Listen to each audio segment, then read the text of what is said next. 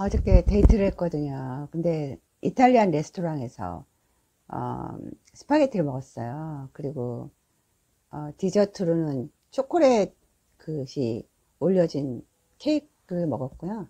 그리고 콜라도 가득 먹었죠. 왜냐면 스파게티에다 막 피자 먹으니까 콜라가 당연히 들어간 탄산음료 먹었죠. 그리고 또 와인 한 잔을 시켰어요. 그리고 나서 그 다음날 왜 이렇게 소변이 불편한지 모르겠어요. 그리고 그 스파게티 옆에 나온 사이드 메뉴로 나온 그 양파랑 오이 피클이 너무 신 거예요. 그래서 그걸 막 먹고 나서 그 다음날 방광 때문에 배뇨통, 수분 볼 때 아파요. 하루 종일 화장실 가고요.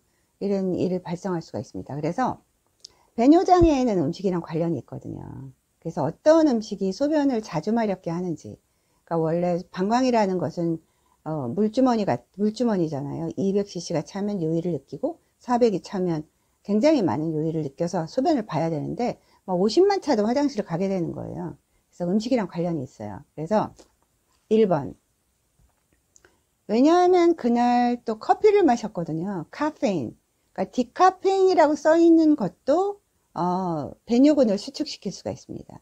그래서 소변이 불편할 때 자주 마려울 때는 피해야 되는 음식 1번 카페인 음료예요. 2번 콜라죠. 저는 코카콜라 중독이거든요. 콜라 먹으면 화장실 가고 싶잖아요. 3번 그러니까 좀 매운 자극적인 음식 있잖아요. 우리나라 청양고추 그리고 왜 베트남 조그만 고추 같은 것들 음식에 막 들어있어요. 그런 것들은 배뇨근을 소변 보는 뇌를 자극시킵니다. 그래서 아까 그 데이트할 때 먹었던 디저트에 나오는 초콜릿 케이크 있잖아요. 카카오 나무로 만든 사실 초콜릿 다크 초콜릿이 항노화식품으로 알려져 있습니다. 그런데 이런 것들이 내가 배뇨 장애가 있을 때는 좀 피하라는 것이에요. 늘상 피하는 게 아니라 다크 초콜릿은 항노화식품이에요. 근데 그날 이제 알코올, 술에 대해서 말씀드리겠습니다. 우리가 맥주를 먹으면 우리가 수분 섭취가 많아서 화장실을 가기도 하지만 알코올 자체가 배뇨근을 수축시킵니다. 그래서 알코올을 딱 봤을 때 17%, 25%, 40% 이렇게 보드카나 꼬냑 등은 훨씬 더 배뇨근 수축을 많이 만들어줘요. 그래서 배뇨통, 이런 수분 볼 때 막 남아있는 느낌 이런 것들이 있을 때는 지금까지 말씀드린 음식을 피하시는 게 좋아요. 우리가 이제 항노화식품, 항암식품이라고 알고 있는 포도주도 마찬가지예요. 근데 포도주 중에서 화이트 와인과 레드 와인이 있잖아요. 레드 와인이 훨씬 더 떫은 맛과 신맛이 있잖아요. 그래서 이런 배뇨 장애를 레드 와인이 훨씬 더 많이 일으켜요. 아까 데이트할 때 스파게티를 먹었어요. 근데 토마토도 역시 우리 몸에 좋은 음식이잖아요. 그런데 그 빨간색 토마토가 노란색 토마토보다 훨씬 더 시큼해요. 그래서 배뇨장애가 있을 때는 노란색 토마토를 더 많이 드시는 게 빨간색 토마토가 훨씬 더 시큼한 맛이 있는데 이것이 소변을 보고자 하는 뇌를 자극해서 소변을 더 보고 싶어요. 지금 제가 말씀드린 음식을 늘상 피하라는 게 아니에요. 토마토, 와인, 다크 초콜릿 이런 게 다 우리 몸에 좋은 식품인데 배뇨 장애가 있을 때 소변이 자주 마렵고 또 마렵고 이럴 때는 이런 음식을 피하라는 것입니다. 그리고 이제 양파나 키위나 오렌지나 파인애플 같이 시큼한 음식. 양파를 볶아서 먹으면 그래도 괜찮은데 그냥 생으로 피클처럼 드실 때는 방광의 배뇨근을 자극해요.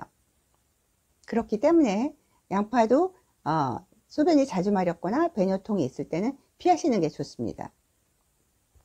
사실 우리가 지금 피클이라는 음식에 익숙해 있잖아요. 우리나라는 옛날에 가을에 이제 고추를 따거나 이러면 그거를 간장이랑 식초를 섞어서 담궜다 먹었어요.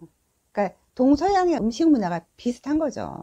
그런데 사실 이렇게 저장 음식을 해놓을 때 덜 시게 하거나 덜 짜게 하면 곰팡이가 슬거나 이러잖아요. 그래서 담글 때는 그렇게 담궜다가 그 배뇨 장애를 일으키는 것에는 여러 가지 원인이 있지만 제가 지금 말씀드리는 건 음식에 대해서 말씀드리는데요. 우리가 이제 피클이라는 거에 굉장히 익숙하죠. 그러니까 야채 같은 것을 다 어디다 담그냐면 식초랑 소금이랑 설탕을 조합해서 담궜다 먹는 거죠. 근데 이게 서양에서는 피클이고요. 우리나라에서도 가을에 고추 농사를 지면 고추를 따서 간장에다 담궜다가 저장식품으로 먹었어요. 왜냐하면 그 당시 옛날에 냉장고가 없던 시절에는 그 겨울, 긴 겨울에 야채를 비닐하우스도 없었기 때문에 맛볼 수가 없었죠. 그래서 이런 저장식품을 할 때 그 담궈지는 물이 농도가 흐려요.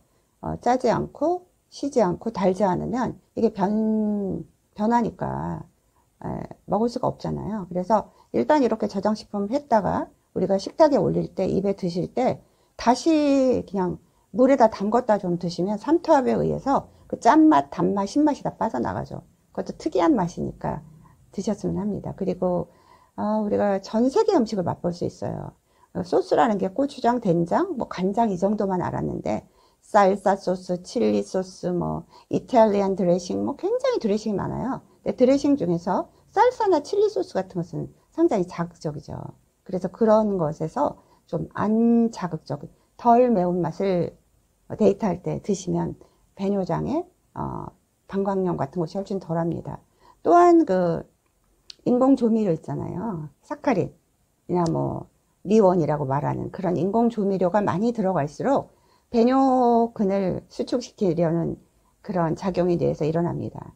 그리고 이제 샌드위치 집에 가면 대표적으로 뭐 서브웨이 같은 데 가면 굉장히 야채가 많은데 그 중에서 신피클과 고추가 매운 고추가 있잖아요. 그런 것들은 빼고 드시면 좋을 것 같아요. 아시겠죠? 그래서 카레도 좀 자극적이잖아요. 그래서 카레나 아까 제가 말씀드린 뭐 토마토, 다크 초콜릿, 와인 같은 게 다 항노화식품이에요. 항염증식품. 그런데 배뇨장애가 있을 때는 좀 피하고 시는 것이 이 빈뇨, 잔뇨, 배뇨통 이런 것에서 빨리 호전되실 수 있습니다. 배뇨장애는 음식이랑 관련이 있다는 것을 말씀드렸습니다.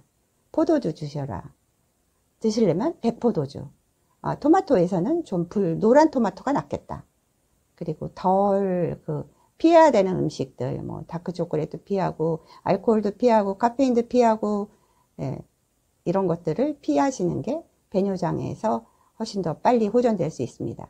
배뇨장애, 방광염이 생기시거나 그냥 염증 없이 배뇨장애가 계시면 외래에 오셨을 때 제가 남자친구 때문인가요? 아니면 남편 때문인가요? 원인이 뭐죠? 왜요? Why?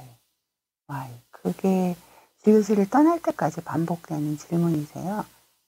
배뇨장애가 있으신 분들, 방광염이 자꾸 재발되시는 분들은 또 재발되세요. 1년 안에 한 30-40% 보고마다 틀린데 다 재발되거든요. 그래서 지금 오늘 말씀드린 내용은 식이랑 관계되는 곳에 중점적으로 설명을 드린 것입니다. 그런데 보통 배뇨장애가 있으신 분들은 그 미세 순환의 혈류가 그쪽에 떨어졌다고 보셔도 가정해도 됩니다. 또한 조직의 태화, 그러니까 수분 보율이 낮고 조직의 태화, 마치 가을에 낙엽이 진 나뭇잎들을 보셔서 그것이 내 세포가 자꾸 돼가는구나 상상하시면 이해가 쉽지 않을까 싶습니다. 이런 경우에는 레이저 치료나 이런 것들이 상당히 도움이 될 수가 있습니다. 뭐 베스타나 리비브, 소노케어, 플라즈마, 그리고 외음 통증, 배뇨통을 치료하는 또 최신 접근 중에서 웨이브 케어라는 것들이 있습니다. 이런 것들을 한번 같이 받아보시면 훨씬 더 재발률이 떨어지시고 수분의 불편함을 호소하시는 것들이 덜 발생되십니다. 오늘은 제가 음식에 중점을 주어서 설명드린 것입니다. 제가 계속 연재하는 케겔 운동은 필수예요. 남녀노소 누구나 다 필수예요. 운동과 더불어서 음식에 좀 더 신경을 써보시면 배뇨장애 발생 빈도는 줄어드십니다. 도움이 되셨으면 합니다. 감사합니다.